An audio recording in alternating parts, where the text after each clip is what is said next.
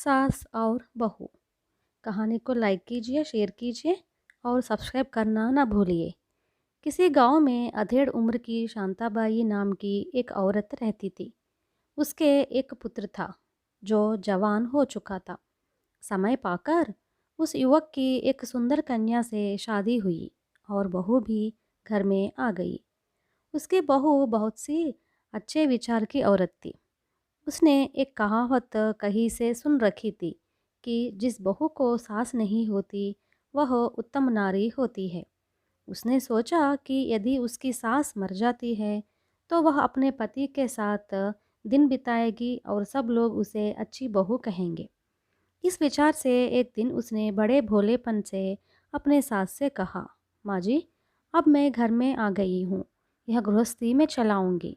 अब तुम भगवान के यहाँ चली जाओ। शांताबाई यह सुनकर चौंक गई, थोड़ा सोचा और प्यार जताते हुए बोली, अगर तुम्हारी यही इच्छा है तो मैं ज़रूर मर जाऊंगी।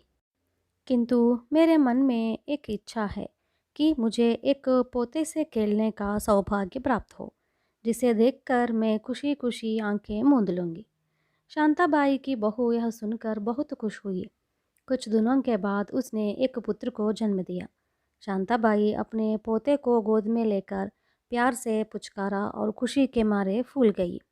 बहू ने सास को लक्ष्य कर अपना पुराना प्रश्न दोहरा दिया, अब तो आपने पोते को देख लिया, अब भगवान के यहाँ जाने में आपको क्या देरी है। अरे थोड़ा और सब्र करो, पोते की बाल क्रीड़ाएँ अभी देख ही कहा है। उसके मुंडन, संस्कार और अक्षाभ्यास की रस्म पूरी होने पर भगवान को ज़रूर प्यारा हो जाऊंगी। सास ने फिर बहू को समझाया, समय बीतते क्या देर लगती है। 5 वर्षों के बाद पोते का मुंडन संस्कार और अक्षाभ्यास का संस्कार पूरा हो गया। बहू ने फिर टोका, माँ जी, अब तो आपने पोते का मुंडन और अक्षाभ्यास संस्कार देख लिया है, अब मरने में किस बात की आनाकानी है। अरे पगली, ज़रा पोते का उपनयन संस्कार और विवाह तो देख लेने दो, उसके बाद मैं शांति से आंखें बंद कर लूँगी। सास ने फिर बहू को पुचकारा। समय पाकर पोता जवान हुआ और एक अच्छे कुलीन घर में धूमधाम से उसका विवाह संपन्न हुआ। पुत्रवधू तोता मैना की तरह आनंद पूर्वक गृहस्थी चलाने लगी, जिसे देखकर सारा परिवार खुशी के आलम में झूम उठा। अब शांताबाई की बारी आ गई।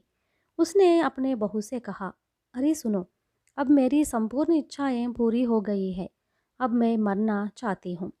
देखो बहुरानी, अब तुम्हारी बहू भी घर गृहस्थी चलाने के लिए आ गई है, अब तुम्हारी भी ज़रूरत क्या रह गई है, इसलिए अब हम दोनों एक साथ मरेंगे।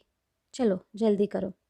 यह सुनकर शांताबाई की बहू का कलेजा थर्रा गया।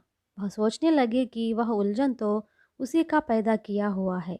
इस मुसीबत से अपने को बचाने की चिंता करती हुई वह नरम होकर बोली, माँ जी, आपकी मृत्यु की बात सुनकर मुझे बड़ी बेचैनी हो गई है।